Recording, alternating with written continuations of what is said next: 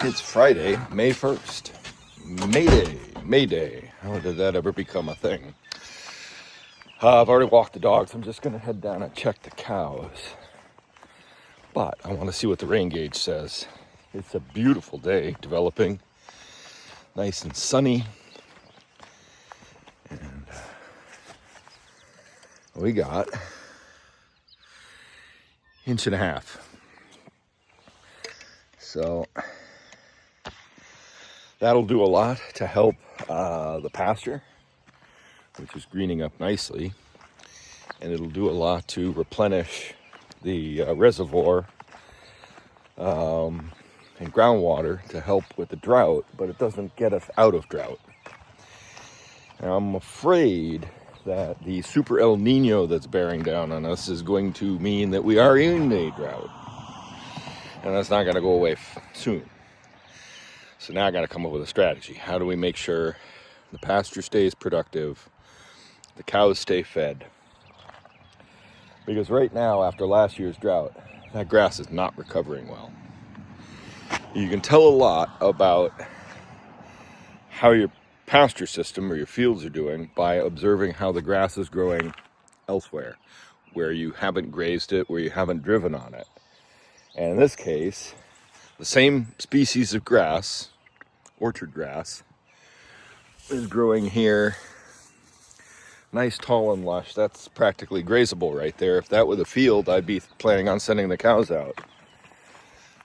There, where there's compaction and grazing and drought affected, because that patch there wasn't mowed or affected or anything, this grass along here doesn't get nearly the level of damage. I might mow it a couple times a year, but it doesn't have the traffic on it that the field has, and so the field is set back. And in Connecticut, they're grazing this week. They're going to send cows out. Not here in Maine. It's going to be a while, I think, still, and that is if we don't have a super wet spring. You know, if May is as wet as last May, that just sets first cut back, sets grazing, makes grazing a challenge, sets first cut back, and then that pushes it right into drought where the second cut won't regrow. This could be an issue. And then cows all look good. I'll push up their silage. Unfortunately, the bale I brought down yesterday is not the best quality, and they're rejecting a ton of it. I'm going to have to I'm going to have to fork all that out of here and increase my ever-growing mound of wastage. So I am down here in the forest, in the woodland, doing a grass walk, and I've just come down through the field that I'm working on clearing with the excavator. I measured what grass was there just to start getting it tracked. Came down through these fields, and I've got to say, we're using that word we don't talk about here anywhere. People don't like, or they do like, or they love. Say the name. Regenerative. I haven't done anything with this area other than cut the brush out of it, take down the biggest trees that needed to come down for timber. There's been some blowdowns and some breakages, and I've taken the briars and chopped them every chance I get. And I thinned this a little bit, let the light come in. And I've just run through this. Since the pigs have left here 4 years ago, I've run the cows through here for 3 years. And all of a sudden, we've got grass. And pockets, strong pockets of grass everywhere, more than last season. Now, unfortunately, I needed to have come in here this winter and gotten with equipment and gotten these trees out of here.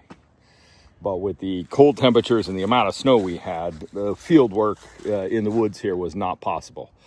So I do have to get the excavator over here soon, which unfortunately will damage some of this grass, because I need to clear through this section of brush here, cut straight through there for the fence line. And I'm also thinking I kind of might need to divide. I was going to put a pond here at some point, maybe not this year. But I've also got some brush and things to clear in there and chip. And some big stuff. So I might try and clear up this area pretty soon. now that I'm down here. It's been months since I've been down here. I think there was still snow last time I was here. So I want to get things cleared up and get things growing, get the damage I do repaired, and get ready. Part of what I'm doing down here today. I'm scouting for more brush to chip that might be a little faster and easier than up there in the super wet, stony field. But I'm also, a lot of this stuff here all this scrub stuff could come out. And I can easily get in here with the chipper and the skid steer and everything without damaging anything. So I think that's got to happen. Might do it tomorrow starting. I might start or just cut tomorrow and chip and run chip Sunday. But yeah, this needs to be reclaimed. This needs to be grazed this year. This stuff's all looking good, but there is no grass growth. That is the bottom line of this. Why I'm measuring and getting a baseline today is the fields are too wet and there is just no grass growth. The one little field, the high productive field by the pond, does look like it could be grazed in stages starting next week. But again, it's far too wet. The cows will just do too much damage if I let them out on any of this ground right now. So I know we got rain coming on Sunday, I think, but I think it's light. We just had over 1.5 inches yesterday. So we're getting out of the drought, but also we're to that point that a lot of rain in May will ruin grazing and forage quality for June. So that's going to be a tricky dilemma.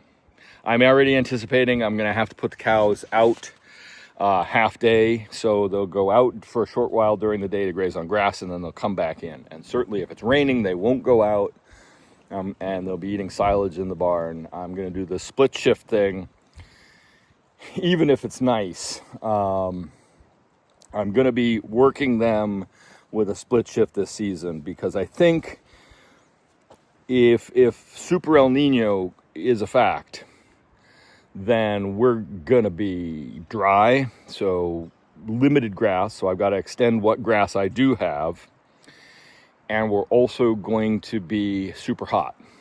So that means I don't want the cows out in full sunshine during the day. There's only so much grazing down here.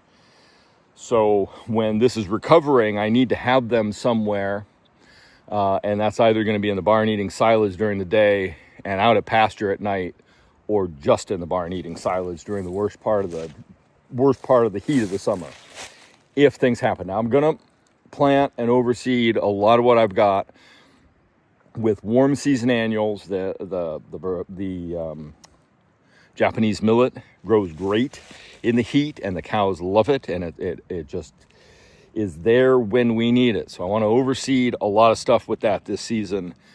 I hope I have enough seed. I should order more. I was going to order more, and I've been dragging my heels, because if we don't need to spend the money right now, I don't want to spend money.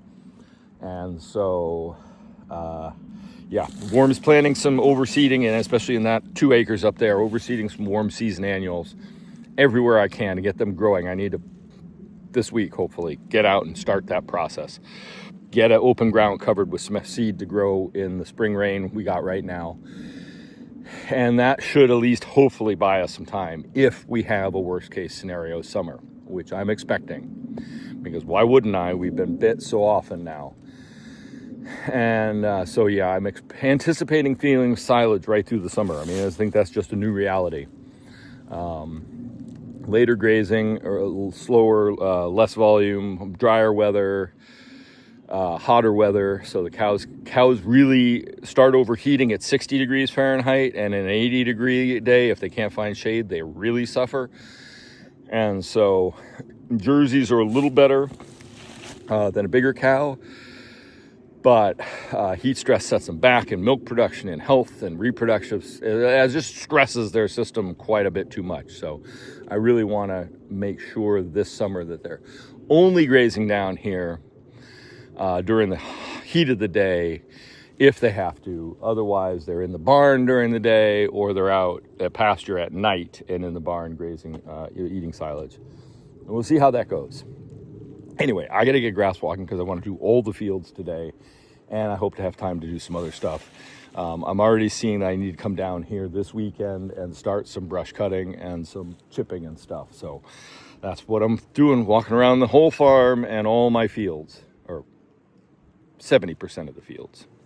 Oh, the cows flooded the barn. They must have shoved one of the heifers into the trough, and that caused, I don't know what happened. It caused the valve to spray water, and it's been doing that for an hour.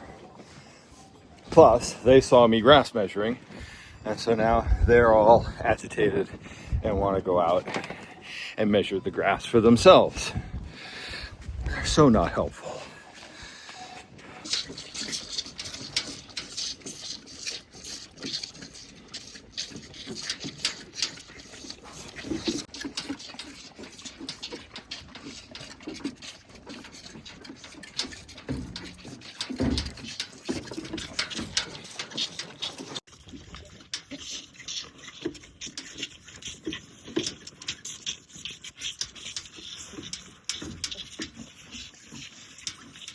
Sunday, May 3rd, it's a vile day. It's cold and rainy. Just checking on calves because I haven't seen them yet today.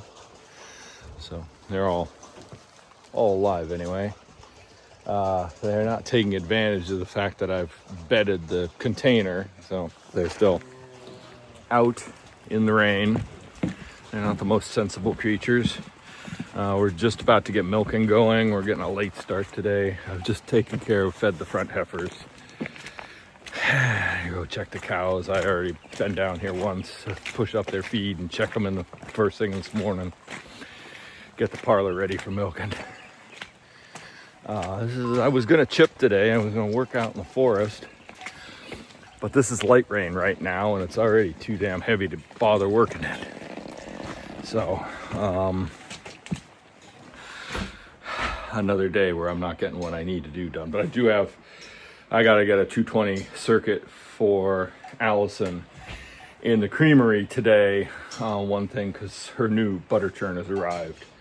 So I put a new cord and plug end on that the other day, and if I can get the power to it, then she can run the new butter churn today as a practice when it's not essential.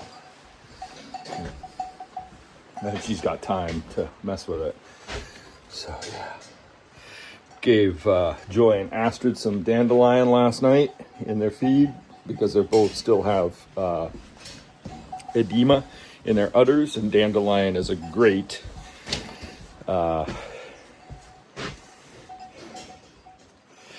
dandelion's a great diuretic. So I'm gonna find some more today and give some more to them.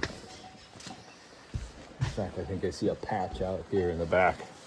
I'll grab one when we're milking them. It's super beneficial, and I always threaten to make a tincture of dandelion root precisely for cases like this. It works really good. It's all natural. It just really helps take that excess water out of their system that they're holding in their udder and just in front of their udder when they swell up like that. By rights, when they're out grazing, they get a ton of it. But since it's typically we're getting ready to send the cows out, and in some places, some of our neighbors and friends have their cows out, and not here. Just there's no grass growth, and the weather has just been too rainy. I don't know what we got now, but there was the 1.5 inches from the other day of rain. And I walked the fields on Friday when I did my grass walk, and soaking wet. There's just no way I can think about getting any kind of lime out, any fertilizer out. No way I can send the cows out on our field, even if there was grass. It's just way too wet. And I really fear that this is going to be a repeat of last year. Too wet until it isn't, and then it's too dry. And those extremes are not compatible and not good. So don't know what we're going to do yet. All right, I'm in here in the bulk tank room. which you probably don't see much of. The bulk tank is just there. Creamery, cheese make room is there. I have to get a 220 circuit into that room so Allison can power the new butter churn. So I'm stealing the power from this water heater, which we don't use anymore. It's sort of a backup to help superheat water for the vat for pasteurizing and making cheese and pasteurizing milk. But we don't use it anymore. In fact, later this summer, if I can get the other boiler system working, this will get torn out. So I need to get this circuit here, which I've disconnected from that, and this wire here. I need to figure out if this will fit here.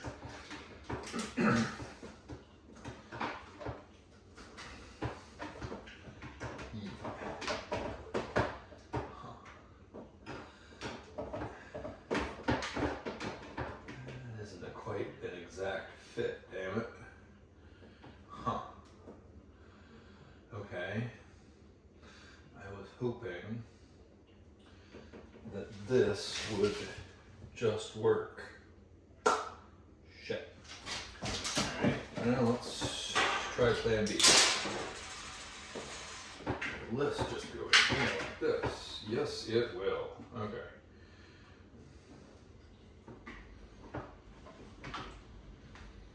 Okay, so I'm going to put the conduit through the wall and into the back of the container on the other wall. In that case, I don't need these two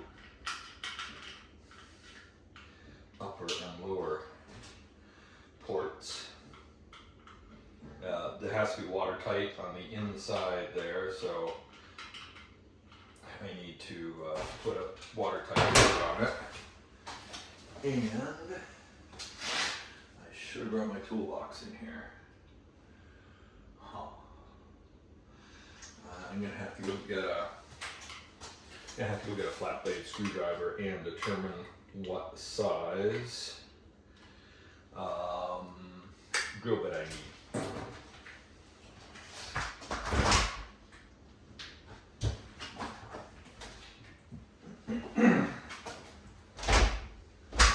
Okay, so I have basically one option to get in this wall, because this wall is only a 2x4 wall, so it's very narrow, so there's a lot of stuff that goes on here.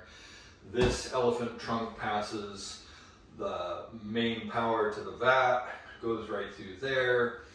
This panel is in there, and all the wires coming in and out here. There's wires to here, there's wires down to here. So this is too close to the vat if I put anything in there. I think there's also a wire running between this outlet and that outlet. So basically this is it. This is where I can put this box. On the other side, something about like that. Not on the floor, because this outlet here is the whey disposal out of the vat. This is just a port where we pass a tube through to pump the milk from the vat, from the tank into the vat.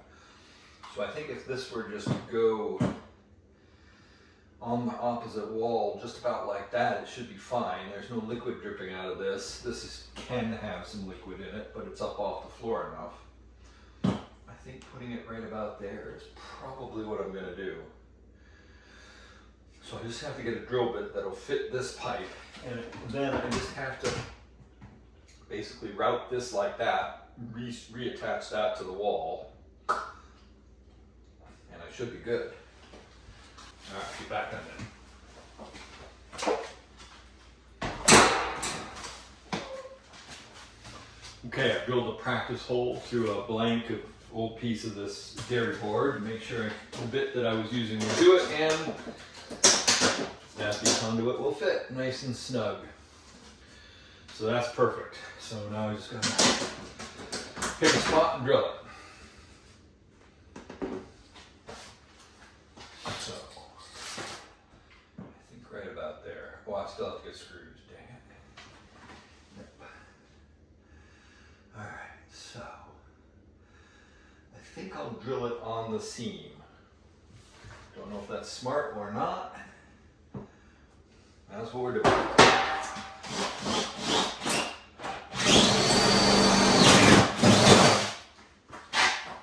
Okay.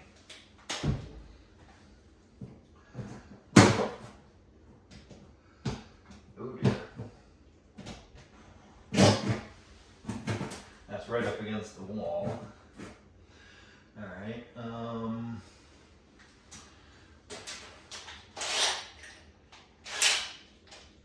Drill bit isn't long enough.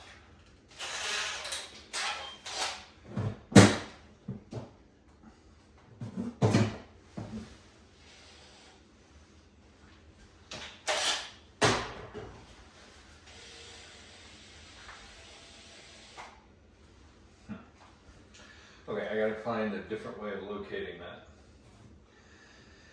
So you drill back from the other side. Well, I thought that drill bit would go through the wall, but it doesn't. Yes, apparently. Oh, right, it's an inch, it's a 4-inch wall, but then there's another 2 inches on it because of the strapping to put the dairy board on. So I have to go through 6 inches, so that's why a 5-inch bit doesn't work.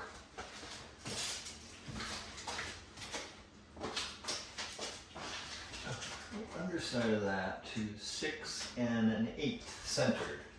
Centered on the seam.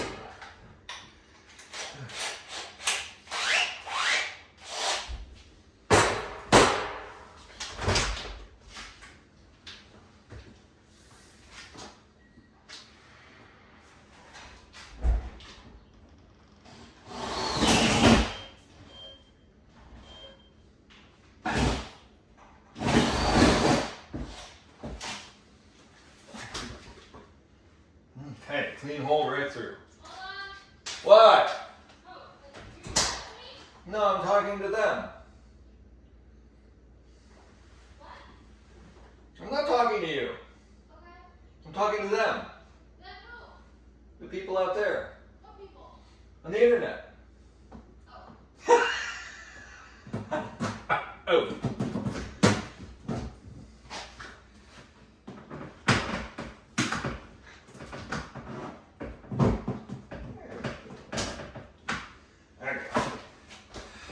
Got it in. So that means I can secure this pretty much like that.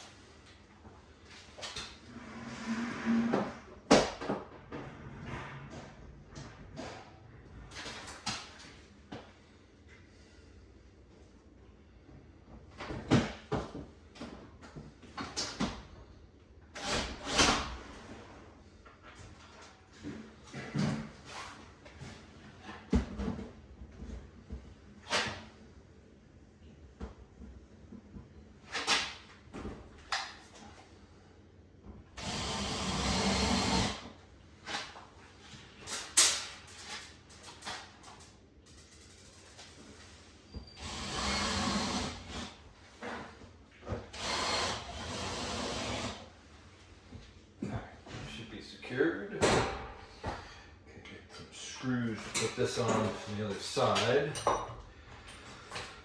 Should be all set. Let's just get these things tightened.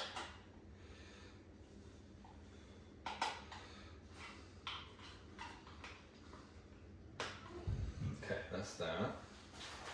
I managed to find 4 stainless screws, which should be just about right, provided I have a square drive bit, which I do. So that'll secure those nicely. One side is marginally higher than the other to drain. It's not. It's not? It's not draining. It's not. Oh, dang it. So, Huh. That's irritating. yeah, and the other thing is, so I read the manual in both English and French because the English translation is a little Ooh la la. dodgy. So this handle that's over here, so they did work on the turning mechanism on this, but now the English translation isn't clear, but in the French, this handle, you should be able to manually turn the paddles. Huh. and when I churn it, nothing's happening. Ah. Yeah. So I'm slightly worried.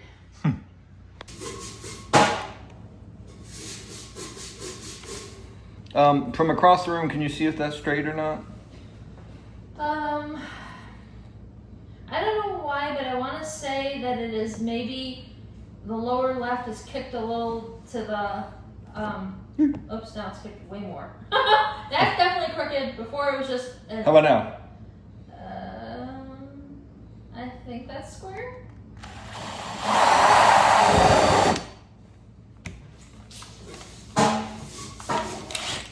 Is it pretty? Are you filming? Yeah, I'm filming this.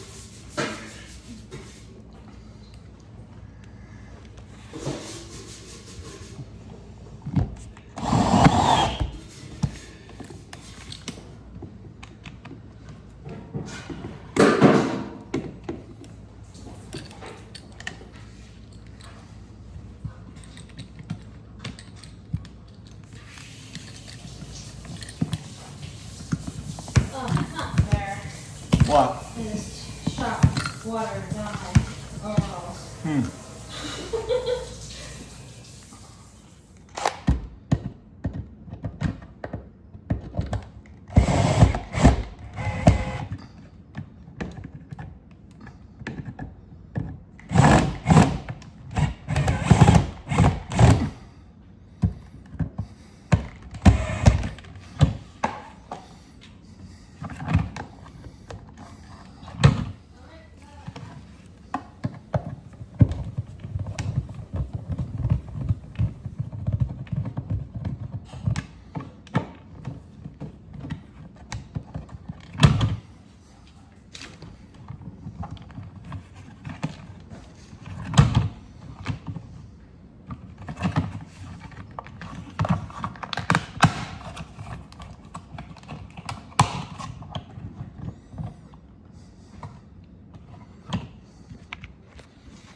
Cut. So there's our outlet and cover. And we'll see if it works when we plug it in. Well, I guess I should turn the breaker on and see how badly I blow the fuse. Believe it or not, I do stuff like this all the time. It just doesn't ever appear on the channel. Also used to do it all the time for other people. Gotta clean up all the plastic bits. Emi.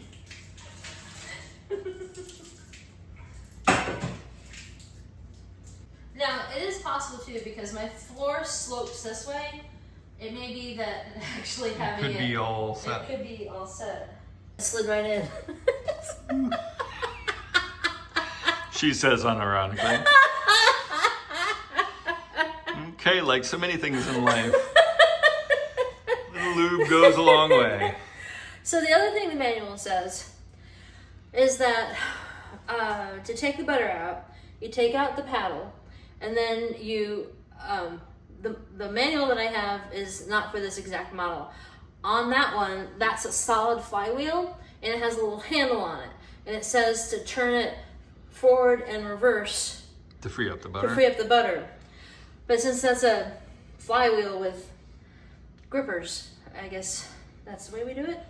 And it does look like the slope is draining this pretty well. So let me, You're going that way. what? Your drain's on your end. I know. I was putting my fingers there to see Ah. how much water was in there, and there's barely any. So, yeah. Perfect. So I don't think we need to do anything except go for the naturally badly poured floor. Oh, sure. Now we've got this nice long cord, and Yeah, you can move it around, so you don't have to work here in the that's corner. true. Hold up for a second. Let me dry that off. Soaking wet.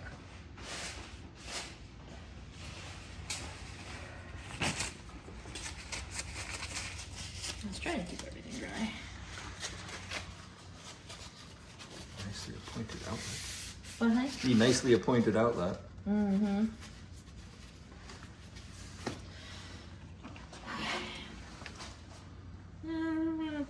Red button.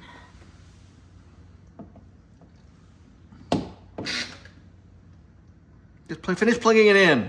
Pay attention to what you're doing. I don't like that sound. All right. Yep. Yeah. Ready? Yeah, wait, let me put the brakes on. Come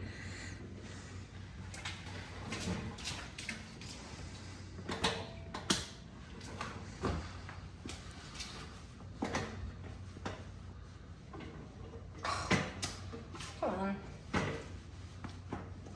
It's all the way down. No, it's not. I think it's the wrong direction. It's not braking.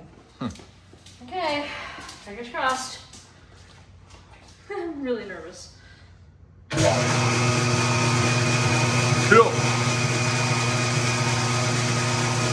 Turn it off, see what happens. Beautiful. It hums. That's okay. It's got advanced circuiting. There's things in there. Okay, I'm gonna try it again.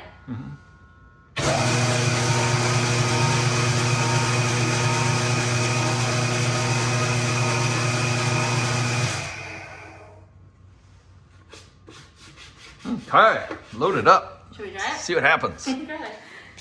Wait, let me come over there. Sanitize the lid.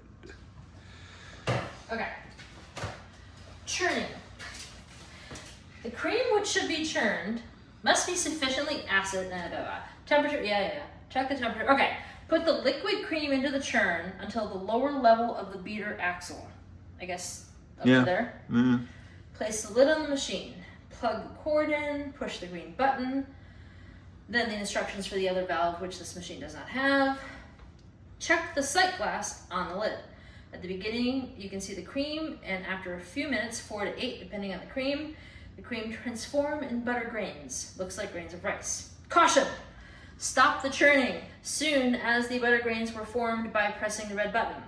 Oh, okay. Drain the machine by opening the lower ball valve. Oh, this is not a ball valve. There's no way of closing this. What?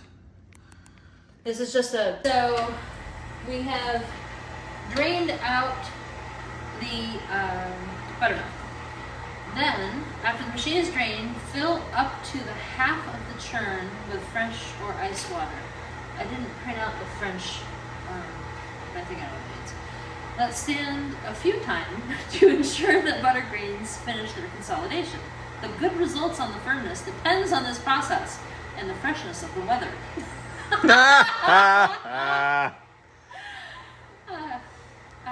Push the green button, then push the red button after a few seconds before stop the machine.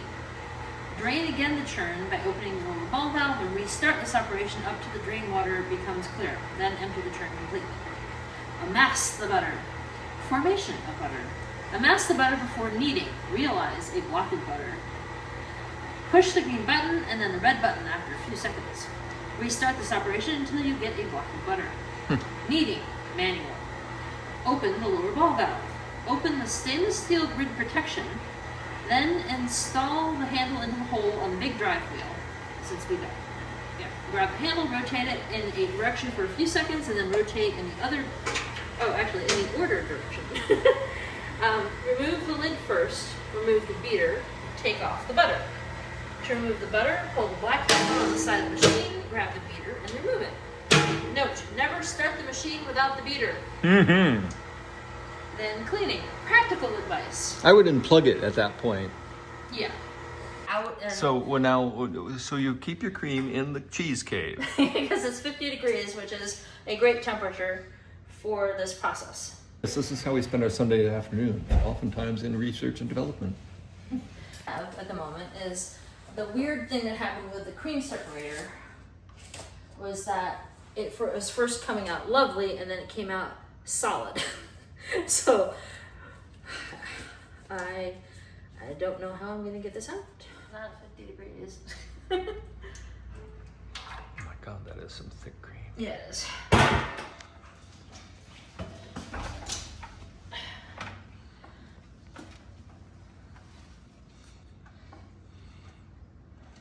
Well, I mean, this is like butter, so it should be able to deal with it. Mm-hmm.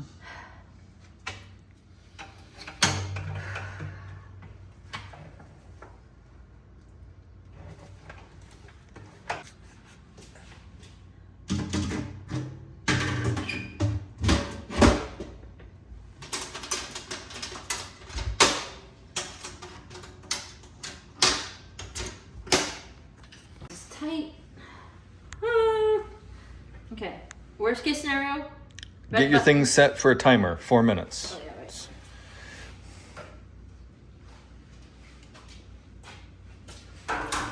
Yes, and red button turns it off.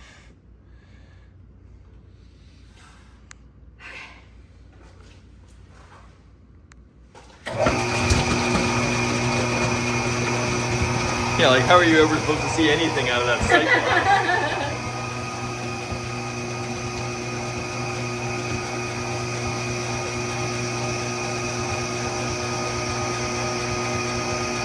I can't hear it the way I can. Yeah. I turn it off and look. Yeah. Because that was awfully thick cream. Yeah. And how long was that? That was 20 seconds. That was only 20 seconds? No, it was longer than 20 seconds. Crazy. All right, look at it and see. I think I know how to read a timer. Yeah, the top could be quite drippy. Yeah, So. hey, notice some. Oh my god! Would those be considered butter grains? Is it time to... There is no way. Oh my god. Look at that. It's butter. Alright, so I think I should scrape this down. Yep. Just like that, with a super thick cream. Oh my god, how long would that have... How long just would that have taken in the stand mixer? 20 minutes. 20 minutes, 20 seconds. It's all relative. That's exponentially different amount of time. Cool. All right, since this is a food product, I'm gonna disappear. Yeah. So you film what you think you need from your end. Yeah. Thank you. Good luck. Thank you. All right, I'm gonna take my manure encrusted self completely away from things now. Go back to other stuff. But it works, and that is great because that was 4.5 gallons of cream churned into, I forget what she said that was going to yield. Quite a lot of butter.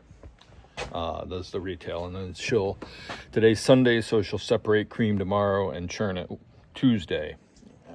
If we can get that churn going and it works consistently as good as that just did, then